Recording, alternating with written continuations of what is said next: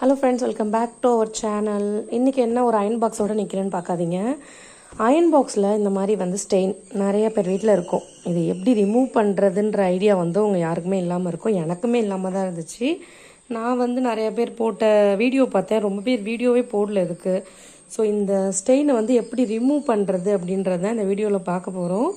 So first iron பாக்ஸை cool down பண்ணிக்கோங்க. ஹாட்டாக இருந்தால், ஹாட்டில் இருக்கும்போது பண்ணாதீங்க. ஸோ இந்தமாரி பேஸ்ட் எடுத்து ஃபுல்லாக அப்ளை பண்ணிவிடுங்க. எந்த பேஸ்ட் வேணாலும் எடுத்துக்கலாம். நான் கோல்கேட்டில் பேஸ்ட் எடுத்திருக்கேன். உங்ககிட்ட எந்த பேஸ்ட் இருக்கோ அந்த பேஸ்ட்டை இது மாதிரி ஃபுல்லாக அப்ளை பண்ணிவிடுங்க. நான் பேக்கிங் சோடா எடுத்திருக்கேன். இந்த பேக்கிங் சோடா தண்ணியில் தொட்டு இதை வச்சு தேய்க்க போகிறோம். ஸோ தேய்ச்சிட்டு உங்களுக்கு காட்டுறேன்.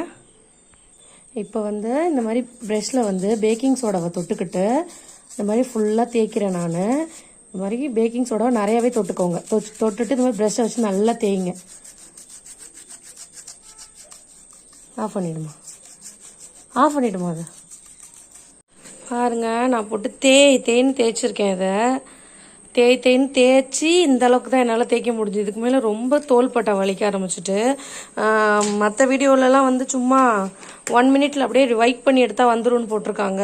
பட் கிட்டத்தட்ட நான் ஒரு 10 நிமிஷத்துக்கு மேலே அந்த சோப், அதாவது பேஸ்ட்டையும் இந்த பேக்கிங் சோடாவையும் போட்டு 10 நிமிஷத்துக்கு மேலே நான் தேய்ச்சிருக்கேன். அப்போ தான் இது இந்த அளவுக்கு எனக்கு கலராக வந்துச்சு. இன்னும் என்னால் தேய்க்க முடியல, தோள்பட்டை வலிக்குதுன்னு. இன்னும் கொஞ்சம் தேய்ச்சா இந்த இதுவும் போயிடும். ஸோ நீங்கள் உங்கள் வீட்டில் இந்த மாதிரினா யாராவது கொஞ்சம் கை பலசாலியாக உள்ளவங்கள்ட்ட கொடுத்து தேய்க்க சொல்லுங்கள். தேங்க்யூ ஃபார் வாட்சிங். நான் இன்னொரு வீடியோவில் உங்களை மீட் பண்ணுறேன் ஃப்ரெண்ட்ஸ். பாய்.